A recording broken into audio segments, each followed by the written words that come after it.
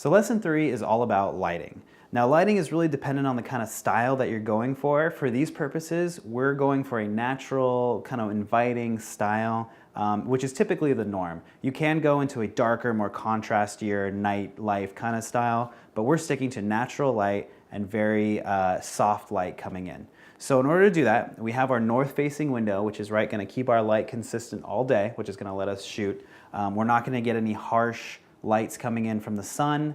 Everything is diffused. In this particular place, there's actually a white building outside there, and the sun's hitting it, which is bouncing even more light in. So for us, it's kind of nice having this really calm light. On a cloudy day, it would be just as nice and having some nice soft light in. We're going to play with 2 different types of diffusion and 2 different types of bouncing light and negative fill.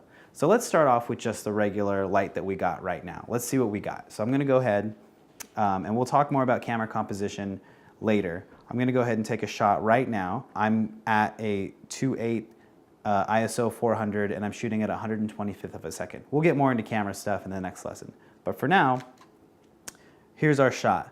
It's a pretty nice, even lit, soft light because of the window. Now let's add a sheet. What I'm going to do is just a very basic, again, stuff that you can find in your house, white bed sheet to diffuse the light even more. What I'm doing is just hanging it up to cover the entire window. And this is going to allow the light to still come in, but it's going to keep it softer.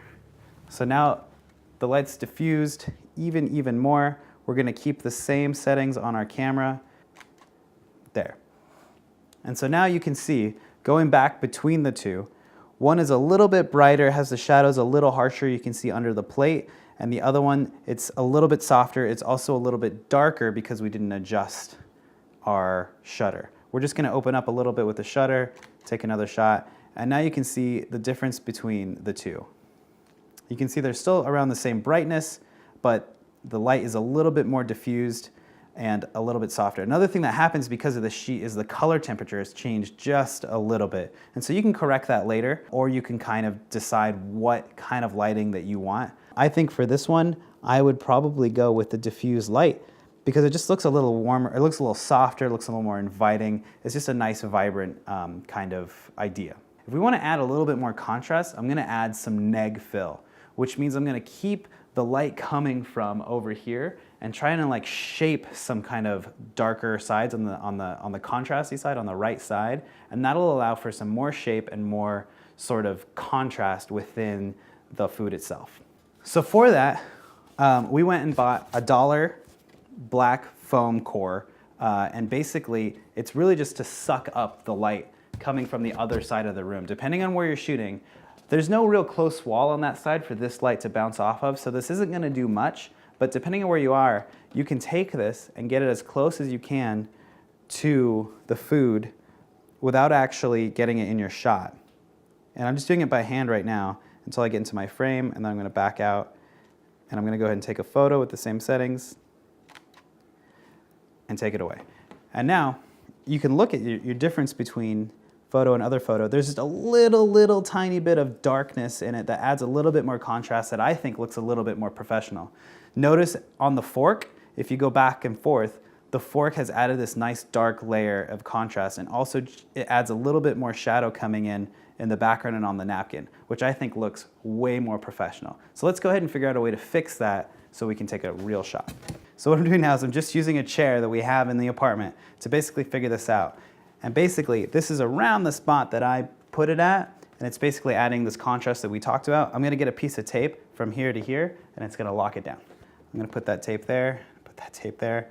This is very, very DIY rudimentary. This thing's very light. A little piece of tape like this goes a long way. And now we take our shot. And great. So that darkness is still there. The contrast is still there compared to our shot beforehand, which is a little bit brighter and a little bit less contrast. Again, this is style preference. So another thing, if you wanted to make it brighter, is that you can add a bounce card. Depending on how much light is coming in, basically you replace the black with a bounce white card to add in some more light. So the only reason I would use this is if we didn't have enough light coming in and you wanted to light the front a little bit more. We're in a pretty ambient room, so it's going to be kind of hard to show you this, but with the bounce card, you can kind of see that I would take this and try and bounce this light onto here to kind of add some more brightness and some even lighting. So again, I'll put it right here and take a shot. This bounce card will basically fill out the shadows on the other side of the food, so it'll be less contrasty and more even. This style is, you know, something that you may like more than the contrasty style, but check it out. Look at how dark and contrasty it is with the black fill versus the positive white light coming in as the bounce card fills in. This is really just tools for you. If we were to take down the white sheet and use the bounce or change any sort of configuration, you'll be able to achieve different styles. So really playing around with that and finding what you like the most is really going to help define your food photography and the way you like to shoot. So that's lighting. It's very basic DIY bounce and soft lighting, very quick, I know. If you have any questions, feel free to ask us and we'll get back to you. We now want to move on to what kind of cameras you're using. Right now I've been using a mirrorless camera, but let's talk about iPhone and phone cameras versus professional and prosumer cameras.